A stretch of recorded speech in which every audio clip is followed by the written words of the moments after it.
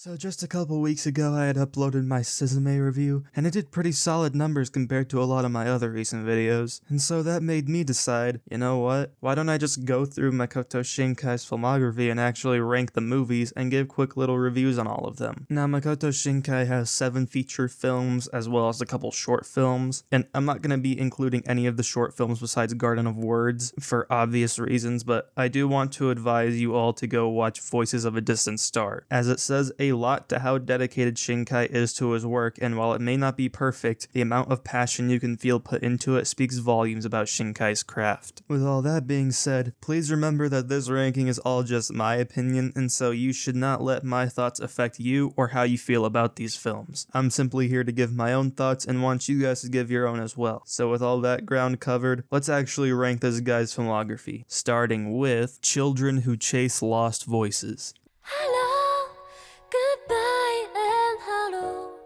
So this is Shinkai's 3rd feature-length film, and to be honest, out of all of Shinkai's movies, this definitely feels the least Shinkai. From visual style to the story, this is entirely different, and in all honesty, it makes the film worse. Like, this feels like a film that's trying to be a Miyazaki movie, but without Miyazaki doing it, and without the usual Shinkai magic, which makes it lack a ton of identity that makes it impossible to treat it as anything memorable. And while this may be the most visually stunning film of his earlier works, it feels so dull in terms of anything meaningful besides visuals and music. And don't get me wrong, those make it worth watching on their own, but that's really all there is to it. The first 25 minutes feel like a poorly drawn out excuse to get the main character to this fantasy world. The character interactions make little to no sense, and the main character's motivation for going to this world is so weak that it's very questionable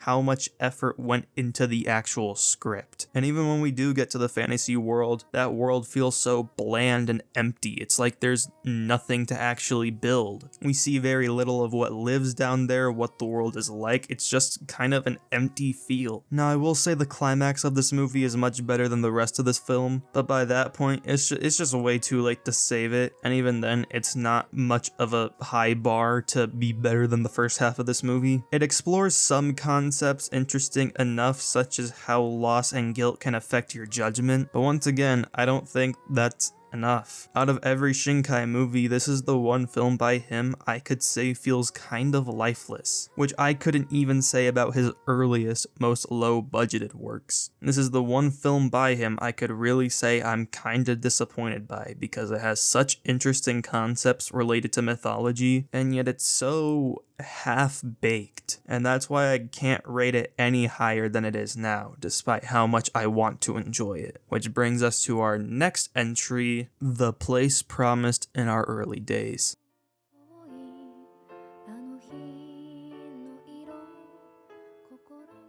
I feel like this one's a bit difficult to actually judge because most of its faults fall under the reasoning of inexperience, as this was Shinkai's first major release, his very first feature-length film. Before that, he only directed short films. The Place Promised in Our Early Days follows 3 friends in an alternate history where the Soviet Union governs Japan, starting off when they're younger and dreaming of building a plane together that'll take them to a strange tower in the distance that goes far into the sky. But when one of the friends vanished suddenly, they abandon the project, give up on the dream, and grow apart. There is a lot of emotional drive to this movie, and its plot is very character driven, which is where the main issue of the film actually comes in. These characters and their relationships aren't developed all that well. They don't really bounce off each other very well since their personalities are kind of flat. In fact, I don't think I could name a single trait of any of the main cast. They do begin to flow together much better in the second half of this movie, but that's after it's already tried its hardest to get you invested in their characters, so the first half of the movie kind of feels redundant by that point. The first 20 minutes focus on them all when they're younger, and while it is interesting, it feels the most dull, since it's such a different tone compared to the rest. I will say this movie is pretty ambitious for a debut film, and the science fiction aspect to it is a very different look compared to other Shinkai films. However, this is introduced very randomly in the most unnatural way possible in the film, and it pulls you out very quickly. I do think the ending is really good and the second half is much better, but weak characters and a mostly convoluted plot along with some very odd pacing makes it difficult to really connect or resonate with the film. There seem to be a lot of really good ideas in this movie, but I don't think it was executed the best, and that mostly has to do with the fact that Shinkai hadn't made a full feature-length film at this point. The visuals are great, especially for its time, once again showing that Shinkai just has a very fantastic eye for detail and symbolism. Though for a directorial debut, it's more impressive than most, I still wouldn't consider it anything better than just okay. And that's the place promised in our early days. Let's move on to number 5, which I know will be a controversial choice, Weathering with You.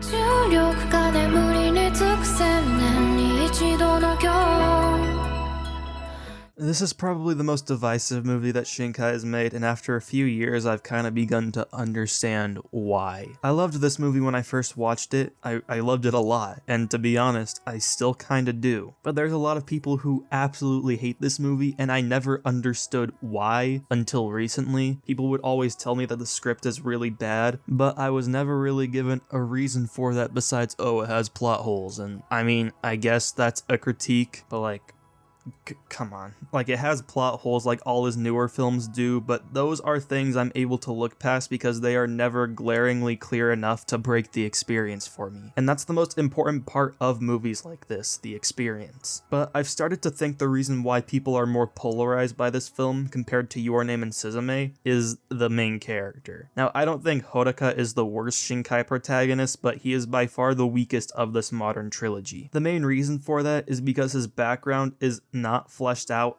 at all. For a movie and filmmaker that's very show don't tell, he doesn't really show anything of Hodaka's background to explain why he's going as far as he does throughout the film. You never really get a feel for what's making Hodaka act the way he does, why he's so impulsive and why he's going as far as he does, why he's so eager to stay away from home. He says it's a suffocating place back home, but we never see it. He says his parents make his life worse, but we never see that. We never even see his parents, and they never even attempt to contact him or search for him. This is one of the things that I think Suzume improves on, which I'll get to later, because you actually get to see Suzume's life before you actually get to the adventure. You see why she feels like she's suffocating because of her relationship with her aunt. But that's not done here. They show a lot with the side characters who are all really good, probably the best side cast of any Shinkai film, but not with Hodaka. But with that being said, I don't think he's bad either. A lot of people hate him and the ending of this film because of the ramifications it has on the world, and I kinda understand the criticism, but I also think a lot of the hate is misplaced. The ending of this film is perfectly in line with how Hodaka has acted throughout the movie. He's just a kid. He's just a kid trying to make it in the world, trying to find what makes him happy, trying to find a home. His ending goes perfectly in line with his character and what this movie stands for, which is not only just kids dealing with climate change, but to choose what makes you happy. To not choose what everyone else may prioritize, but what you prioritize. That it's okay to be selfish sometimes and to choose things for yourself. The presentation of this theme can be criticized, but the ending of the film stays true to both what this movie stands for and to what Shinkai stands for as a storyteller and filmmaker. And I'm not even saying this movie is perfect, because I don't think it is. It's ranked number 5 for a reason. But this movie does exactly what it set out to do, while also having arguably the best animation of any Shinkai film, and by far the best soundtrack. Grand Escape gets me emotional every time I hear it. When I first watched this movie, I almost fucking cried when I heard this song. As I said too, the side cast is really good, especially Keisuke. And while this may not be Shinkai's best film in my eyes, I don't agree with the hate that it gets at all. I still really like this movie, just not more than the films after it, which is where we move on to The Garden of Words.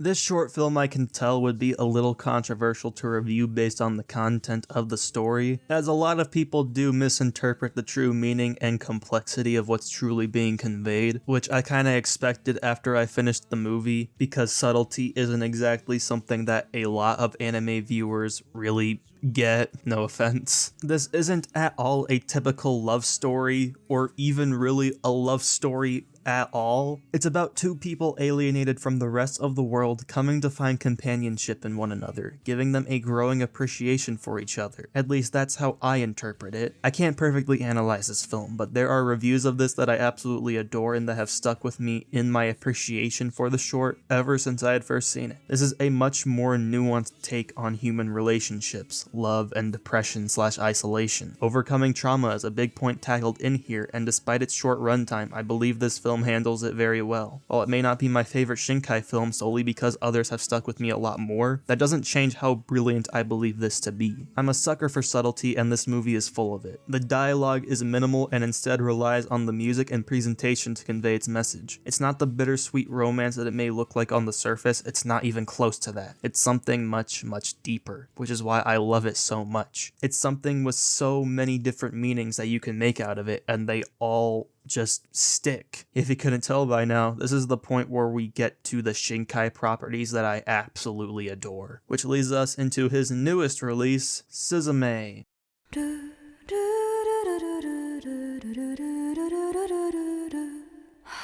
I'm going to attempt to make this one quick because I made my review on this already just a couple weeks back. Suzume, in my opinion, while inferior to the movie I'm going to get to later, is the closest he's ever going to get to replicating that magic. I also know that Shinkai had different intentions with how this film was supposed to go, but some production interference made him change the story, which sucks because I feel like the original story would have been a lot better, but I still like the film we got regardless. As I said before, Suzume is my favorite protagonist in his movies, and I think she's the most fun and endearing of them all. She's the most relatable, and she has the best conclusion out of them too. Some characters do certain things better than she does, but overall I like her the most. I love how this movie is basically a love letter to Japan and works as a sort of road trip family film. It's really fun, and to be quite honest, it's starting to become a bit of a comfort movie for me. So if you couldn't tell, this movie really sticks with me. Maybe that'll change after I rewatch it or as time goes on, but I know for certain that it at least ranks this high, as it does objectively do a lot of the things that Weathering with You was going for better than Weathering with You. But yeah, that's Suzume. I really like this film a lot despite some of the pacing issues it may have. Another thing I'd like to point out is something that a comment on my Suzume review pointed out, but the romance in this film isn't really romance. I mean, Suzume clearly likes the guy and has a crush on him, but Sota never really reciprocates those feelings. In fact, by the end, he leaves and handles things maturely with her as they don't end up together. He never explicitly states that he doesn't share the feelings or that the age gap is weird, but he doesn't really need to, because that's already clear to us. As I said before, Shinkai is very show don't tell, and Sota very clearly didn't show himself as much of a romantic interest in the film, which also makes sense considering that the original story was supposed to be more of a quote-unquote sisterhood romance between two girls rather than Suzume and a chair. In fact, he only made the guy a chair so that people would pay attention to the context of the movie rather than the romance, because he never wanted this movie to be a traditional romance to begin with. So yeah, hopefully we do get to see Shinkai's queer romance in the future, maybe next film, who knows. Anyways, I love Suzume. Moving on. No, this was a way longer segment than I expected, but yeah, moving on to 5 centimeters per second.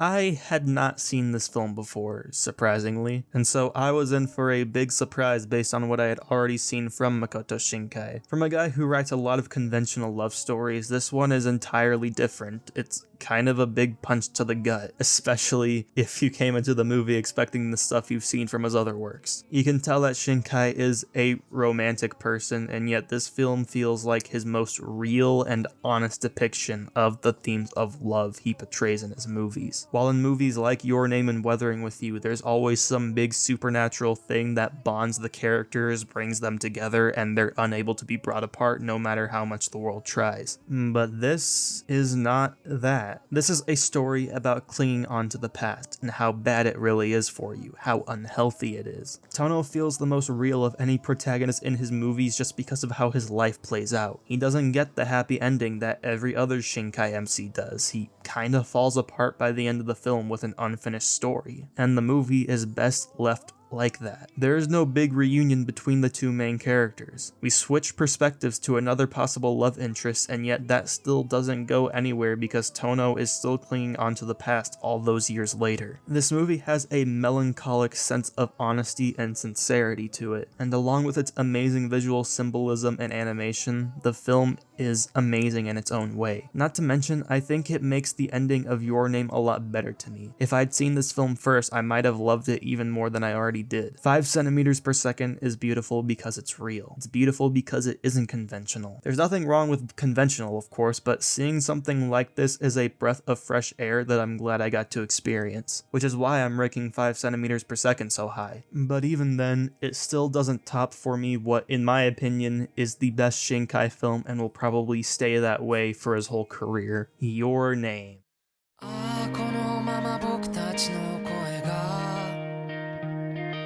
Yeah, call me a normie, get the overrated comments off now. I don't care. I don't care. What can I say about this film that hasn't been said already? It's beautiful. One of the most beautiful things I've ever watched. It's not just one of my favorite anime films, it's one of my favorite films in general. Everything that Shinkai learned from his previous outings, tied together with his beautiful vision for something new, comes together perfectly for the best possible mix of all that he's great at in this film. The two main characters and their dynamic is so lovable, and it's just difficult to not be invested in it. Despite sharing very little to almost no screen time together, they have so much chemistry, which is an achievement in itself. It keeps your attention for the entire film because you risk being lost by not giving it all your focus, and even without such a demand, you can't help but want to keep watching for any and all details because the animation is so damn good. The ending, the visuals, the soundtrack, and the poetic style of the story being told, the presentation of its themes such as fate and longing for something you yourself can't comprehend. It's all so much, and yet it all works here. It's been stuck with me since the very first watch, and I don't think it'll ever leave the personal space I have had reserved for it ever since. And sure, if you try really hard you can point out some plot holes, but you can do that for so many films, and worrying about the hows and whys so much will just ruin the experience because this film is not meant for that. And it's full of so many great aspects that there's no way you can just write it off because of a few mishaps in the logic of the writing. This is Shinkai's magnum opus and a film that I'll never forget. I hope he soon realizes he doesn't need to replicate this masterpiece because while I am also very fond of Weathering With You and Suzume, Shinkai's at his best when he's introducing something entirely different, which I hope his next film will do. Your Name to me